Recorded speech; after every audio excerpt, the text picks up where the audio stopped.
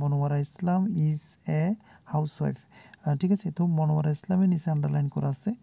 একটা বিষয় মনে রাখতে হবে, সেটা হচ্ছে যদি হু থাকে, ঠিক আছে, ক্যাই এর জন্য কিন্তু হু বসাতে হয়, কি এর জন্য কিন্তু হোয়াট বসে, আর হয়নের জন্য কিন্তু কখন বসে, এভাবে কিন্তু বসাতে হয়। তো এখানে যে ওয়ার্ডের নিচে আন্ডারলাইন করা আছে আমরা সেটা দিয়ে কিন্তু প্রশ্ন করব। তো এখানে দেখো যে মনোয়ারা ইসলাম একজন গৃহিণী, ঠিক আছে, তাহলে এখানে হচ্ছে গৃহিণীকে, আনসারটা হচ্ছে মনোয়ারা ইসলাম। তো আমরা এখানে যেহেতু ব্যক্তি নিচে আন্ডারলাইন করা আছে, সেহেতু আমরা হু বসাবো। সেহেতু আমরা কি বসাবো? আমরা বসাবো হু।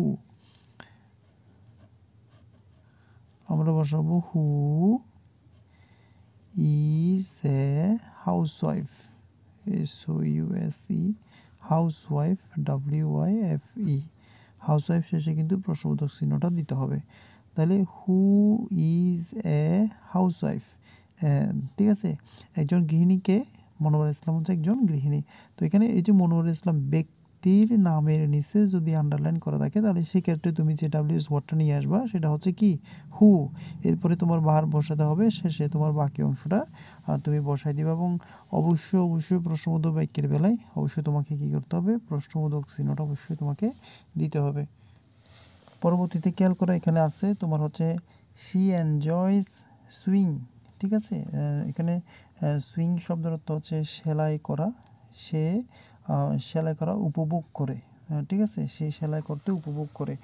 তো এখানে যে সেলাইয়ের নিচে আন্ডারলাইন করেছে, সে কী করতে তোমার পছন্দ করে বা উপভোগ করে, সে কি উপভোগ করে? সে সেলাইটা উপভোগ করে।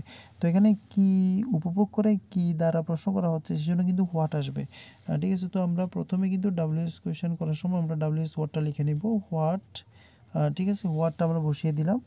এখানে আরেকটা বিষয় তোমাকে মনে রাখতে হবে, সেটা হচ্ছে এই লাইনটা কোন টেন্সে আছে দেখতে হবে।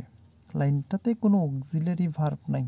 অক্সিলারি ভার্ব যদি না থাকে তাহলে সেটা কিন্তু দুইটা টেন্সে হতে পারে, একটা হচ্ছে প্রেজেন্ট ইনডেফিনিট টেন্স অথবা ফার্স্ট ইনডেফিনিট টেন্স। যেহেতু এই ওয়ার্ডটা ভার্বের প্রেজেন্ট ফর্ম, সেহেতু আমাকে ধরতে হবে এই লাইনটা হচ্ছে প্রেজেন্ট ইনডেফিনিট টেন্স।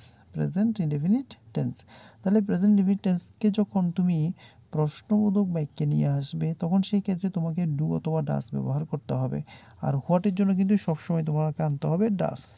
তাহলে হলো হোয়াট ডাস, এরপরে সাবজেক্ট হচ্ছে she, what does she enjoy, এরপর তোমাকে বসাতে হবে এনজয়, শেষে কী করতে হবে? প্রশ্নবোধক চিহ্ন। তো সে কি উপভোগ করে?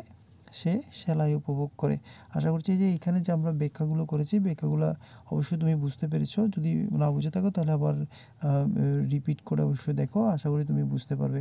তো ধন্যবাদ সবাইকে ভিডিওটা এতক্ষণ ধরে দেখার জন্য। বর্তমানে আমাদের 2টি অনলাইন ক্লাস চালু রয়েছে। যদি ভর্তি হতে চাও তাহলে তোমরা এখানে যে বিষয়গুলো দেওয়া রয়েছে অবশ্যই তোমরা পড়ে নিবে, এবং পড়ে নিয়ে অবশ্যই তোমরা আমাদেরকে কমেন্ট বক্সে জানাবে। ধন্যবাদ সবাইকে।